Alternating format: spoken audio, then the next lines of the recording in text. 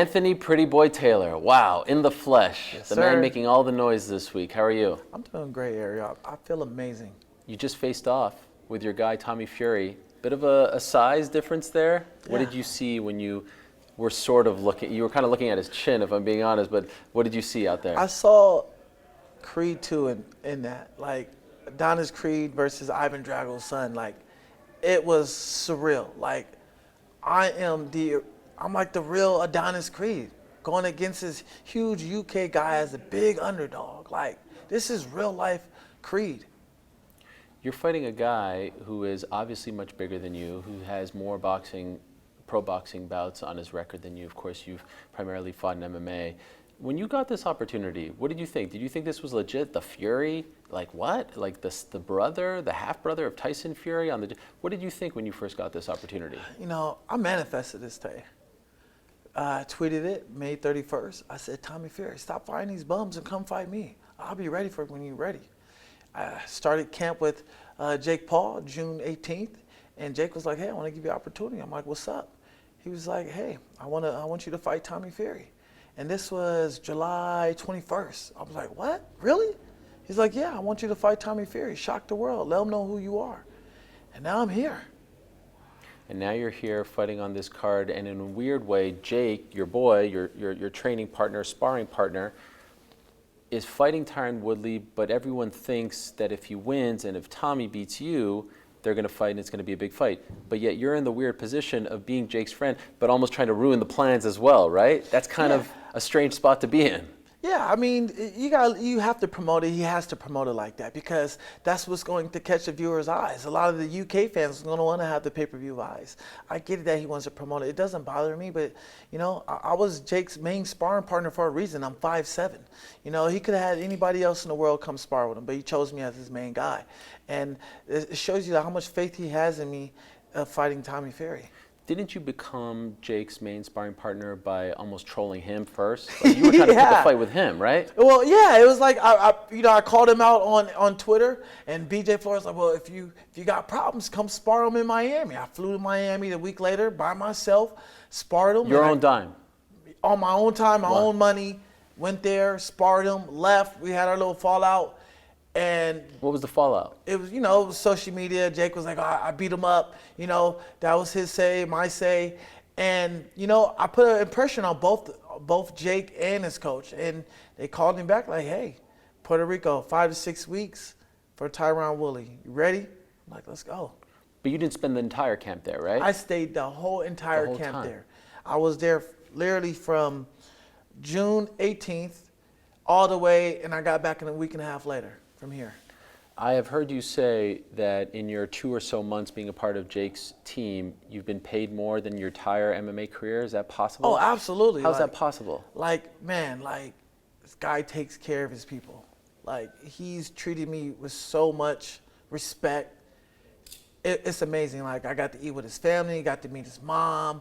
Like, he opened his family and his house to me. Like, this guy is a really nice guy. And everybody on his team, they're all taken care of. They're very professional people. And having me there, you know, they was like, look, we're going to pay you good money. Just come in and give him some really good work. Jake already knows what to expect from you. He's going to take care of you. Now, I realize as everything adding up week by week, I'm like, oh, my goodness. I've been paid more money being here for 2.5 months than I did in my whole career in MMA. Now, of course, I fought 5 times for Bellator, but when you're starting off in the regional circuits, You're not getting paid that much. You're like $500, you know. You got to be like a top tier contender if you want to start making real money, you know. One pro boxing bout, that was what, 4 years ago? Yes. If all goes well on Sunday, are you done with MMA? Is this the new career for Anthony Taylor? I think winning this fight will be the last time MMA will actually see me. Change your life. Changed my life, yeah. I mean, I tell people all the time, the reason why I got into MMA, the reason why I got into sports entertainment was because The Rock. That was my idol. Without The Rock and WWE, it wouldn't be no flamboyant Anthony Pretty Boy Taylor. That guy motivated me as a kid watching WWE. I was like, man, that's gonna be my dream to go to WWE or AEW. That's my dream to this day. You know, if they called me and said, hey, we want you. After this fight, hey, we want you. Vince McMahon, let's go. I'm like, bye. It's my dreams. Because of those guys, they are the ones who motivated me. Wait, so why didn't you go down that path initially? I don't know. I guess destiny wanted me to meet Antonio McKee and become this fighter. Very outspoken, flamboyant, charismatic. That's who I am. I've always been that as a kid. But my brothers was always telling me, "You're gonna be a boxer, watch. I'm just looking at you. You're gonna be a boxer." I'm like, "No, I'm not." And it went from stripping to all of a sudden, hey, I'm an MMA fighter now. Yes, I was going to bring that up. I'm happy you opened the door first. Prior to becoming an MMA fighter, you were a male stripper. Yes.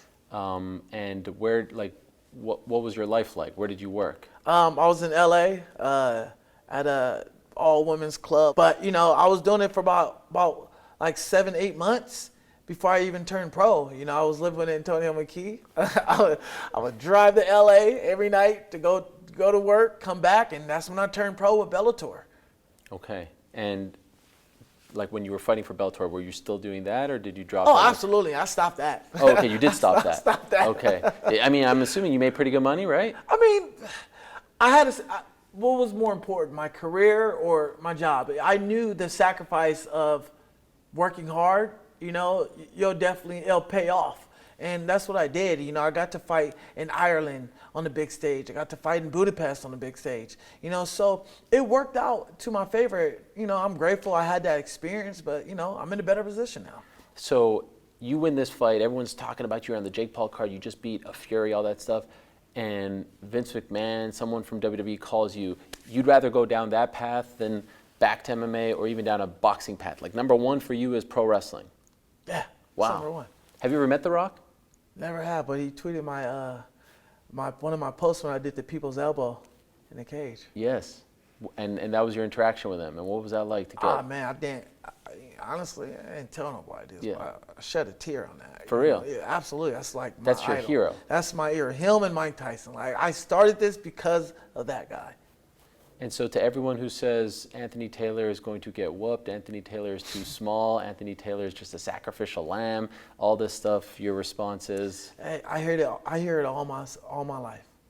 In all my fights, I hear it. I'm the underdog. The last 5 guys said it, and look what happened. They all got beat. Mm-hmm. I'm the only active MMA fighter in boxing with a winning record. Look at Anderson Silva. Yeah, he beat his opponent, but he had a losing record. Ben Askren, Tyron Woodley. And they all achieved something in their whole career in MMA. I'm still young. I still have so much to achieve. Now, who knows what happened after this fight? Who knows if I stay with boxing? Who knows if I go back to MMA? Who knows if I go to wrestling, AEW or WWE? Who knows where I go? But right now, this very moment, I'm focused on this very moment because I know it's going to change my life. Do you think you're under his skin? Yeah, absolutely. I mean, you're at the workout heckling him. You think it's bothering him because he says he doesn't even hear you. He doesn't see you.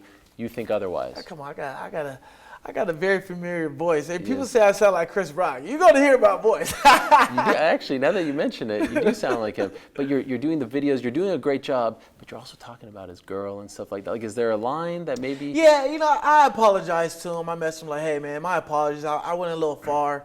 I won't bring it up again. Okay. So you do feel like there's a line? Yeah, there is a line. Okay. But maybe this is all I mean, in the end, it's going to pay off for you because you feel like you've gotten under his skin. Oh, absolutely. A lot of people, he's doing a really good job of keeping it cool. Yeah. But you got to understand, he's a 22-year-old kid. He's been spoon-fed. He's never really had a hard life. The kid is a really good kid. There's nothing bad about him. I can't really say nothing bad about him because it's like, I can actually be friends with this guy after the fight. Like, hey, Tommy, where you at? Let's go to the bar. Like, he's a really good kid. But fortunately, I got to handle business. I want what he has. And I'm willing to do whatever I can to take that. Overhyped?